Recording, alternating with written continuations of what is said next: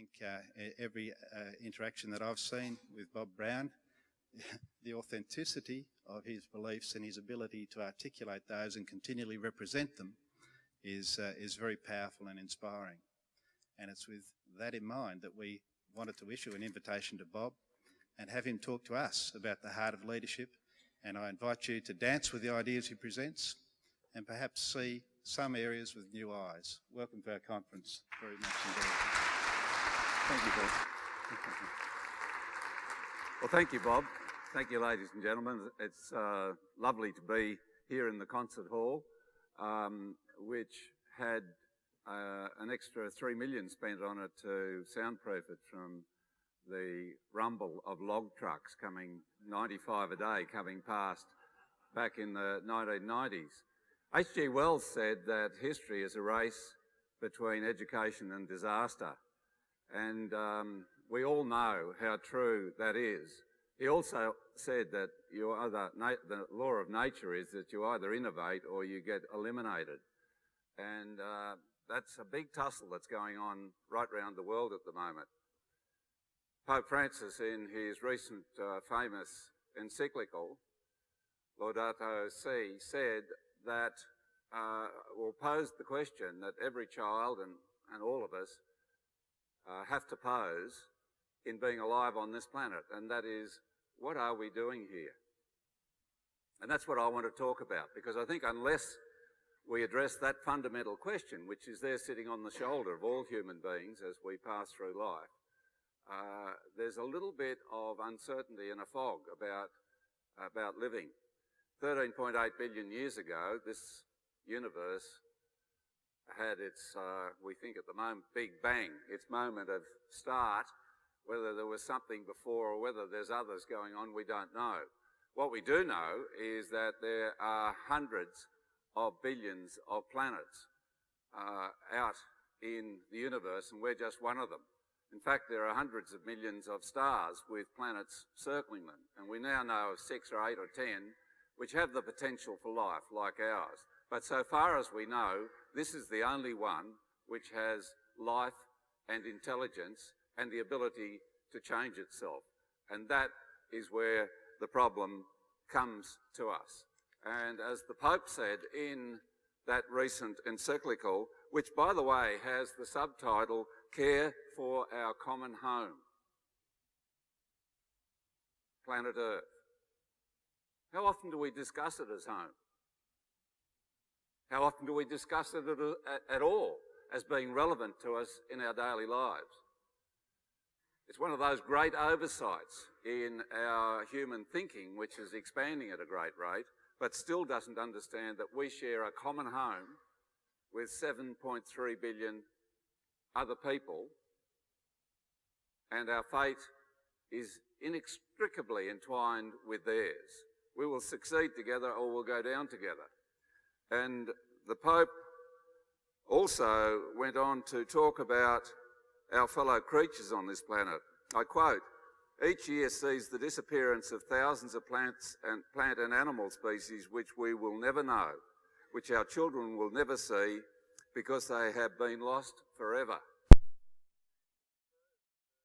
The patriarch of the Greek Orthodox Church, Bartholomew, who describes the destruction of the living fabric of the planet as a sin.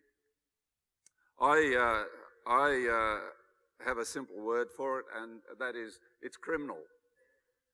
And yet, here we are in a country where what the government of the very late Prime Minister Abbott was considering doing was changing the laws so that citizens who wanted to take on destructive entities like mega coal mines, which of their very nature are going to produce massive amounts of greenhouse gases and threaten more species right round the planet as well as in our own country, and in their locality, like the Maules Creek community's Leard Forest in northern New South Wales, we're going to directly eliminate a stronghold of some rare and endangered animal species, pushing them towards added to that list of what the Pope called thousands of plants and species, which we will never know.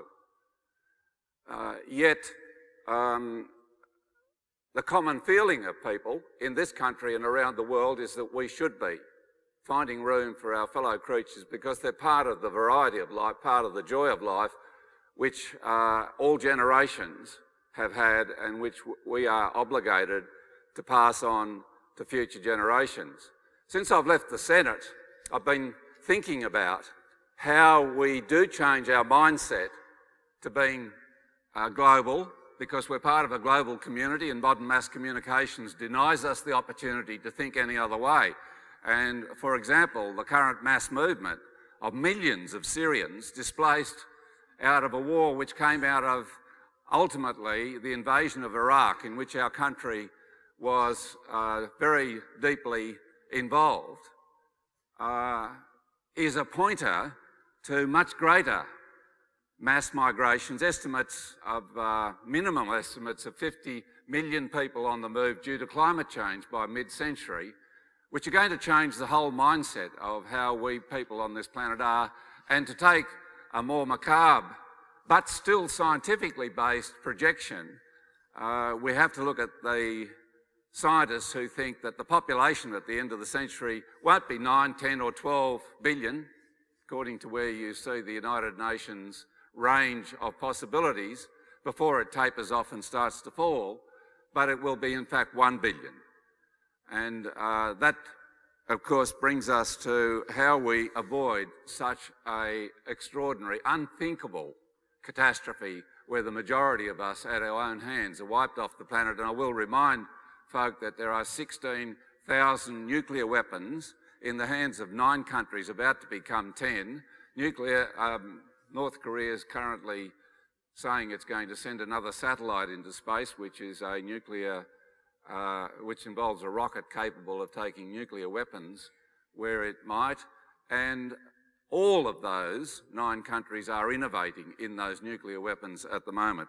In other words, we haven't got the collective brains to prohibit nuclear weapons on this planet because we are thinking still regionally, nationally, Aussie, Aussie, Aussie, oi, oi, oi, not earth, earth, earth, oi, oi, oi. And until we understand that we have to rise and mature to the point of being one person, one vote, one value for one planet, we're not going to make it. Sure, we have to keep our national, regional governments and all that goes with it, but we have to be thinking planet-wise. And to do that, there needs to be a public debate. And I think if you're going to have a public debate, you might as well have some public entertainment to go with it. When I was 16, I wrote a little tune for the National Anthem contest. There'd be very few of you old enough to remember that during the Whitlam era. They held a plebiscite on it. And Waltzing Matilda got dished at the end. Well, they got 7,000 entries and they put them all in the bin because none was any good, including yours truly's little effort. But I kept the tune, and since I've left the Senate, I've added some words to it, very mindful of this idea that we have to become planetary thinkers.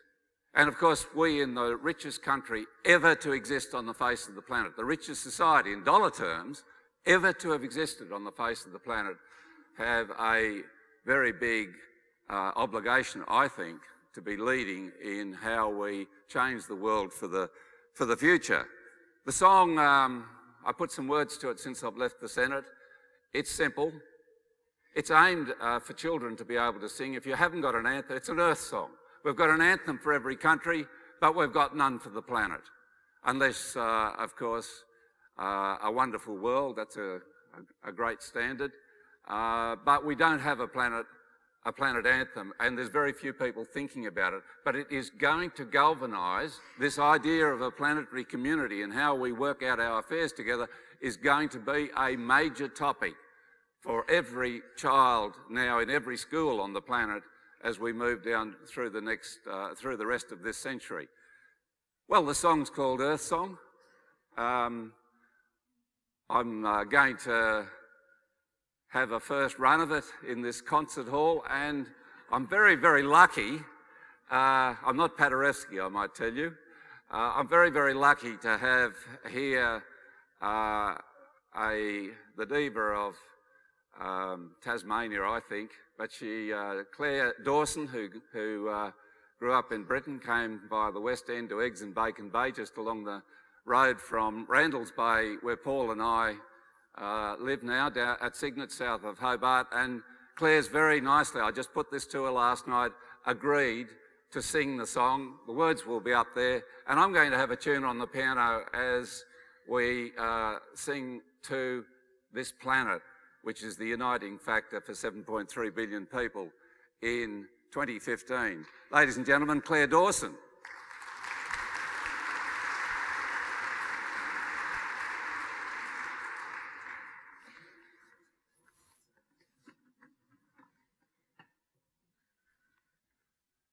Hello. I'd just like to say, after seeing the video of you all singing yesterday, we're actually inspired, and we think we should extend your learning and get you to join in with the chorus.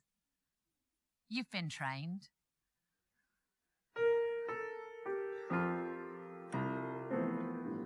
This is our planet, life's only cradle, warmed by the sunlight, it gave us birth. And in the morning, sun to our window, that magic feeling, alive on earth. Wonderful planet, life's revelation, a sunlit garden, wild rivers fall, our one and only home in the cosmos, this speck of splendor, earth is our all. Eagles are soaring above the mountains, whale songs are sounding deep in the sea, and in earth's cities, wilderness flowers offer devotion, set spirits free. Wonderful planet, life's revelation, our sunlit garden, wild rivers fall, our one and only home in the cosmos, this speck of splendor, earth is our all. Now here's a promise, our obligation to all the people who'll breathe this air. Your world is our world is your world, safe in our keeping, sure in our care. Wonderful planet, life's revelation, a sunlit garden, wild rivers fall, our one and only home in the cosmos, this one of God's splendor, earth is our all.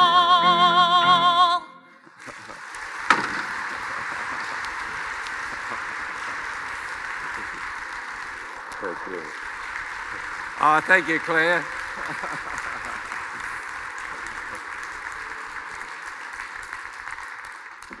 As Emma Goldman, the great social revolutionary trying to get women out of sweatshops in Chicago in the 1890s, said to her fellow socialist revolutionaries, I don't want your revolution if I can't dance.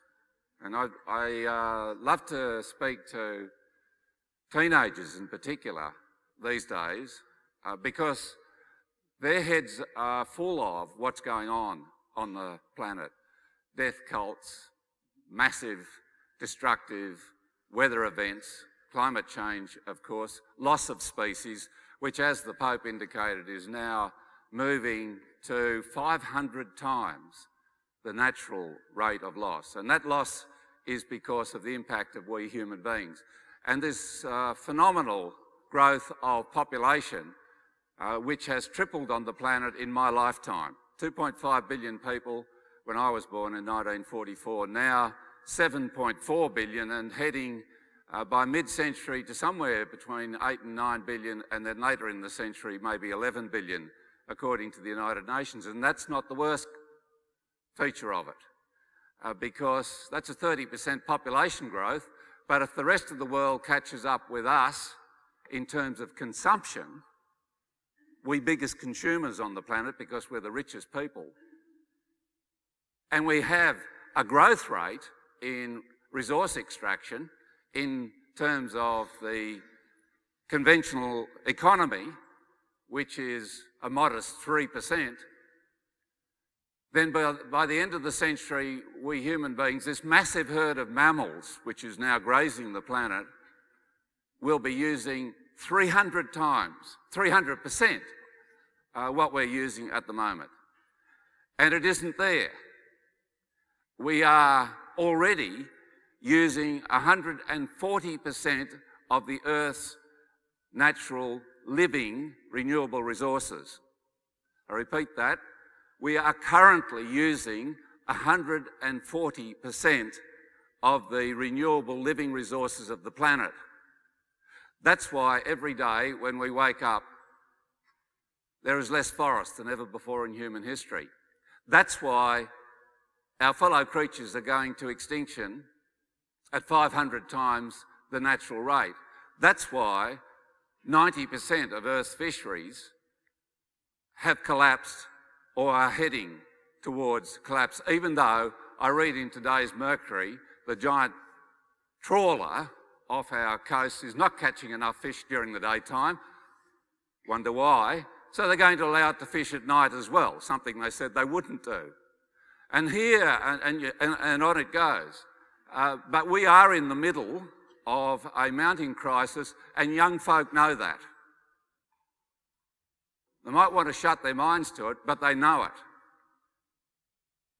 And they want leadership in how to tackle this.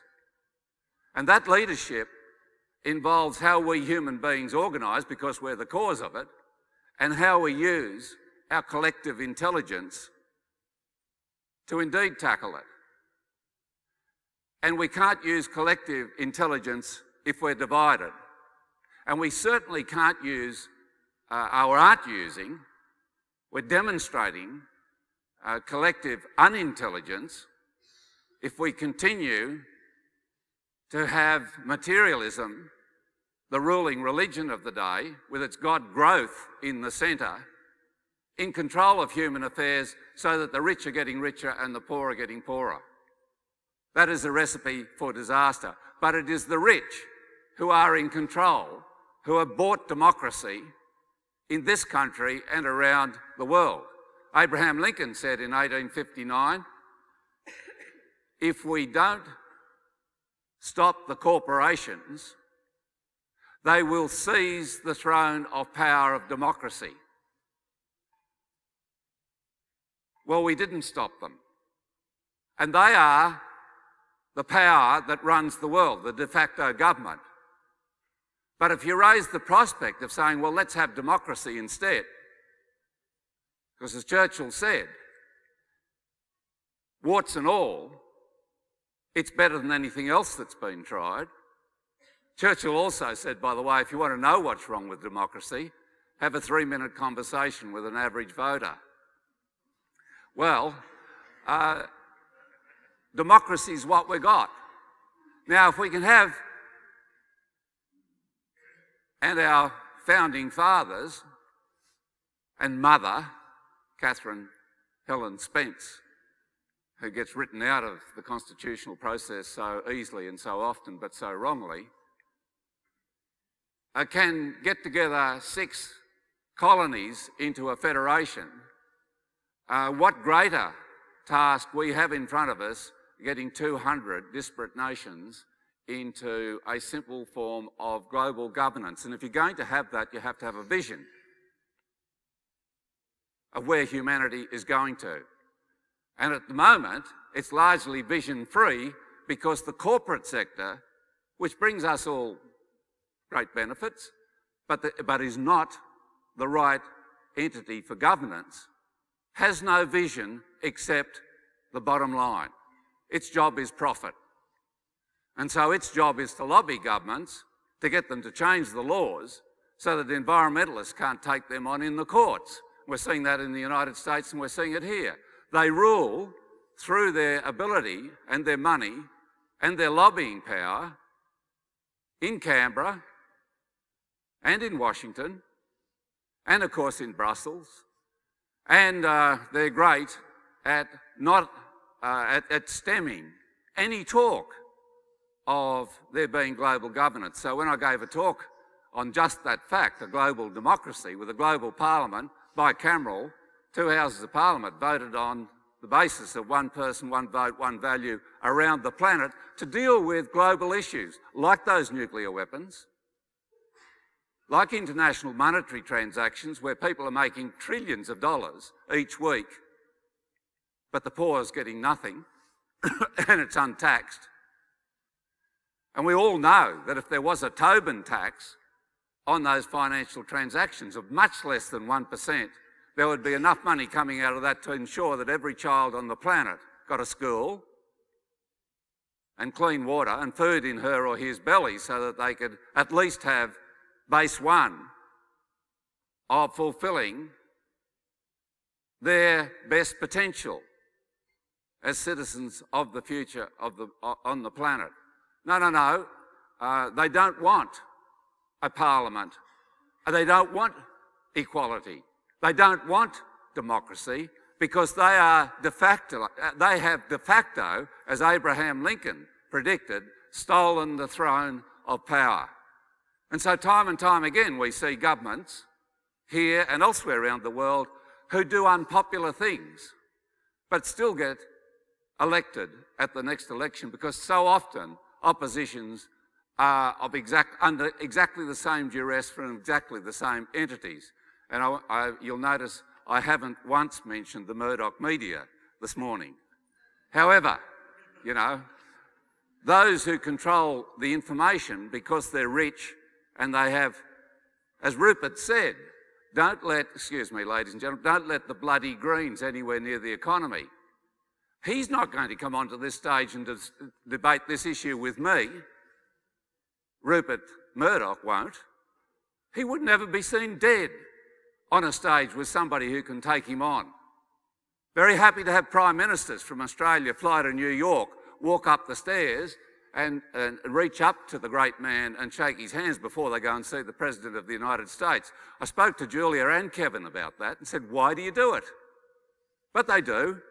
Because he controls so much of the flow of information and therefore the sway of people and their voting and in so doing defrauds democracy. And when I gave a speech about this, of course, the Murdoch media went into conniptions and said, Bob Brown's barking mad for simply talking about the fact that we need global democracy. I find that kids, youngsters, are intelligently trying to make sense of all this and finding it very hard going. A friend of mine told me the other day that recent studies, and this would have to be in the United States, have ascertained that our IQ is 30 points higher than it was a century ago. In other words, our brain's expanding. Now, I said to him, is that not a case of it's simply we're getting more and more tunnel view? We're more tunnelled into what we do, and everybody's looking at tablets these days, for example, instead of having an indigenous IQ, which is looking at the whole universe and making sense out of all of that? I don't know. But I do think it is a race. We are this century in a critical race. This is a factual basis. I don't have to be emotional about it. We've just all got to look at the indices for the planet to know that we're in a race, as H.G. Wells said, between education and disaster. And we have to stand up for this natural planet. It's basic, and youngsters know that. And they're looking for leadership on that. And one of the things is they have to be validated to be leaders themselves, not least young women. And they have to be, as the Dalai Lama said to a girl who said in Adelaide the other year, I was sitting next to him, Your Holiness, what's the most important thing a young person could have? And I thought, hello, here comes hope, compassion, whatever. He said, self-confidence. And that is the right of young people, despite everything that's going on the planet, to feel they can make a change. And central to that is optimism. I spent 10 years depressed as a youngster, not least because I grew up to discover I was gay and I was a Presbyterian, and those things don't mix together all that well. However, common sense finally took a long time, came to the rescue, but I know what it's like to be reactively depressed. That is, reacting to your intelligent surveil of what's going on the planet around you and finding that it's all too much. That's different to endogenous depression, which is a chemical makeup in the brain that needs fixing. Young people have a right to be depressed. I have so many come to me and say, I feel really down, I don't know, what's the point of all this? And the thing is, you have to be honest and say, yes, you are being sensible. To be intelligent is to be saddled with the likelihood of depression, simply because human affairs are so mangled at the moment. And as Bertrand Russell said, the trouble with the world is the stupid are cocksure and the intelligent are full of self-doubt. The problem for the intelligent is to get over that self-doubt. In other words, to have validation for leadership. That is self-confidence first, and to take at least her or his equal role in determining where the planet's going to. And we as a wealthy, small nation can take a lead at that if only we've got the guts to be independent about it. If only we don't find ourselves taking America's or China's or India's or somebody else's side, but have, like the Norwegians and Swiss have done and the Swedes have done in the past, to take an independent role in trying not only to settle disputes going on elsewhere in the world, but seeing a road forward to a governance on the planet. And if we're going to have that, we have to have vision. And that vision has to be for us human beings. The Pope averts to this in the encyclical as well. Us human beings to use our God-given brains to explore what it is to be here, to explore the universe. We've got things landing on a moon of Saturn, and we've got other things landing on comets at the moment. We're getting to the point where we can pick out if there's a threat to the planet for a comet coming our way. We know the dangers of nuclear weapons. We know what the planetary stock is. We know how much is required to feed this many people. We know the value of the plethora of other species to our hearts and our souls. We know what we should be doing. Finding the road to overcome our instinctual greed and self-investment to become a community which is looking long-term and basically through education, opening up the creativity of every individual and the whole of humanity to celebrate life in the universe into the future is a splendid vision which we must not have taken from us by the increasing toll of disasters in an overpopulated and severely divided on economic terms planet. And that celebration is incredibly important, and giving youngsters the right to know that they can take a stand no matter what other people think is important.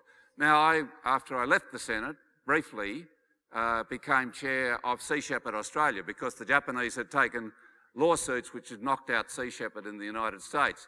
But they were coming south to kill our whales, our humpback whales and minke whales, born off the Queensland and West Australian coast, for no necessary purpose. No one's starving. Kids don't like whale meat. You know, they gave them free school sandwiches in Nagasaki and the kids wouldn't eat it, made of whale. But there was money in it because it was government-backed and hubris. They were coming south and killing our whales, and our government, despite a 2008 federal court ruling that this was illegal under Australian law, allowed the Japanese to flout a court ruling. You or I'd be in jail for it, and did nothing, Labor and Liberal governments, and that's the prospect of what's coming up this summer. But here 2 years ago was Captain Paul Watson, who says, I take my instructions from the whales, talking about the gallantry of the Sea Shepherd Australia folk as their little ship moved in between the factory ship, whale-killing and flensing factory ship, and a South Korean ship brought south to refuel it so it could stay in the Southern Ocean. This little ship was successful in stopping that transfer of fuel and forced the Japanese ships to return home early, thus saving some hundreds of our big warm-blooded fellow mammal whales in the Southern Ocean. So I'll have a look at that film if we may.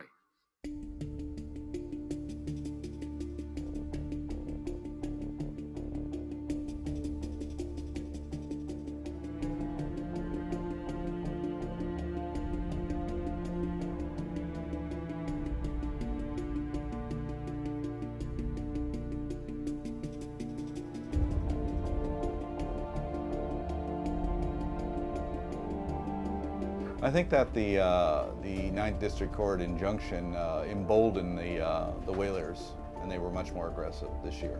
I think that they felt they could do whatever they wanted, and they had the backing of both the Japanese government and the U.S. courts.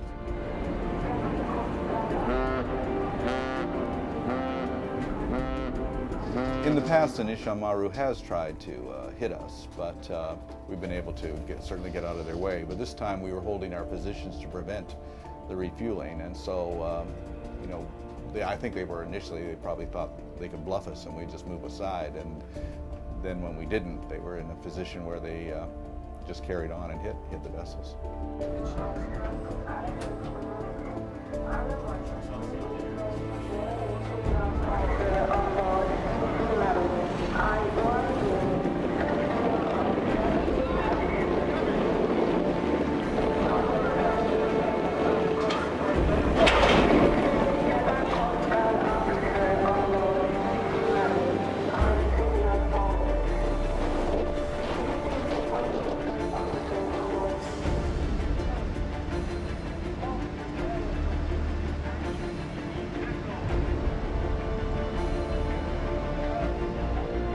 I think that an 8,000-ton vessel striking a 500-ton vessel and pushing it into a 5,000-ton vessel creates a very dangerous situation. The Bob Barker was almost capsized because the Nishan Maru was pushing it over to such a degree. A few more minutes, it probably would have capsized. That would have been an extremely serious situation. I don't think the Japanese captain really cared.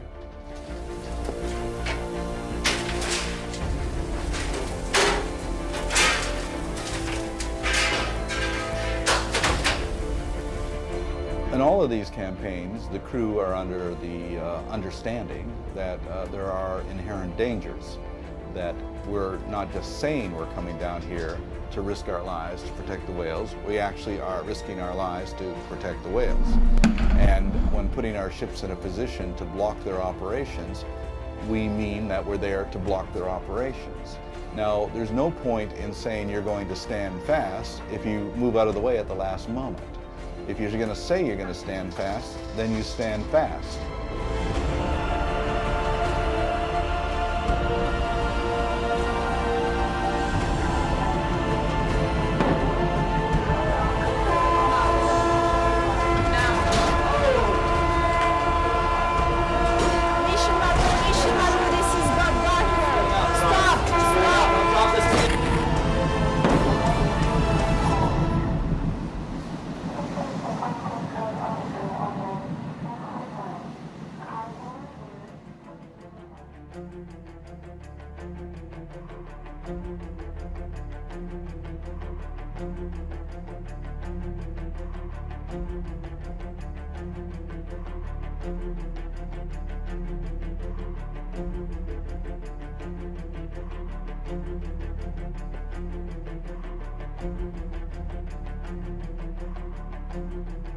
Sounds like the Japanese whaling fleet may be coming back. We don't know. They say they'll kill 300 whales, despite the international court ruling that such whaling is illegal last year. It's now internationally illegal, not just our federal court.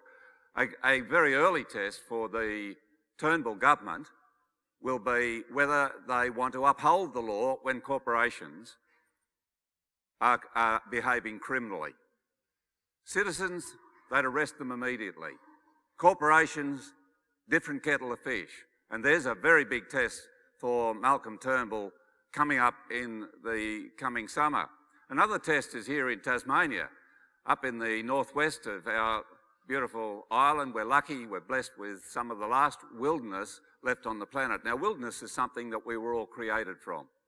We're all creatures of the wild planet. That's why the curl on the ear is here, to pick up the faintest sound from the forest floor. And as I like to say, it's why we, as in the song, give flowers as a sign of devotion. We don't give our lovers chainsaws or, jackhammers. It's just who we are. Try to explain why it is that flowers have this special significance for us, and you get into difficulty once you get past they're beautiful, they're pretty, they're whatever. It's because we are creatures of wilderness. And yet, it's arguably the fastest disappearing natural resource on the planet. And the reason for that is it's priceless. The market discounts it to zero. If you can get in there and mine something, you're doing something market worthy. Or if you can log the trees, and the state and federal governments want to get into the World Heritage Area and log for specialty timbers, that's still an ongoing dispute, despite 80% of Australians thinking they shouldn't. The corporations, you see, rule. Then that's a valid thing. But to keep it protected for the well-being, the spiritual, mental and physical well-being of us human beings is discounted to nothing by the age of materialism, this great religion which has the world by the throat at the moment, and beyond which we have to get. And here's the question. The Tarkine is the largest temperate rainforest in Australia. It's one of the richest Aboriginal heritage places.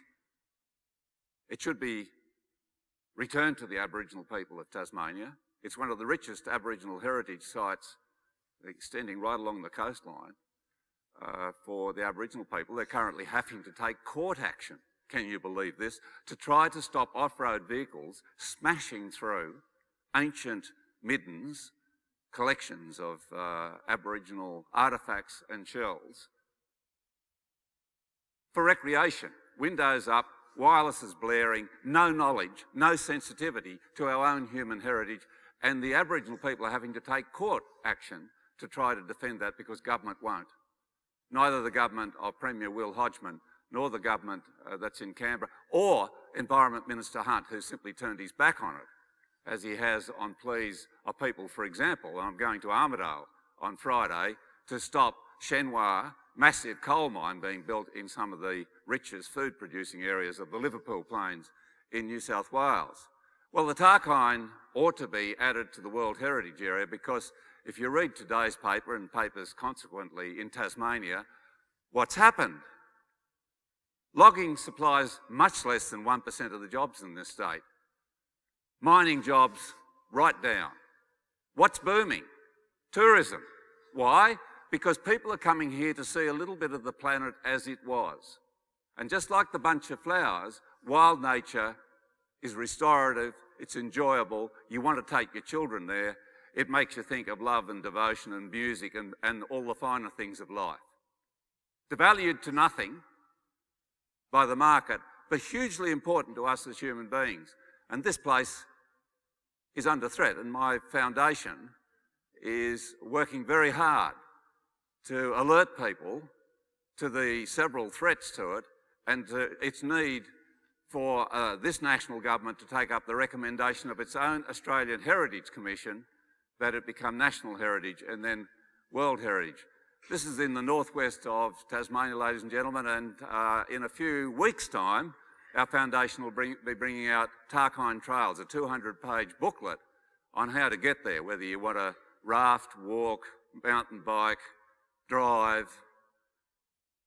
whatever. That will be available. Meantime, a little film on Tasmania's World Heritage value, Tarkine Wilderness.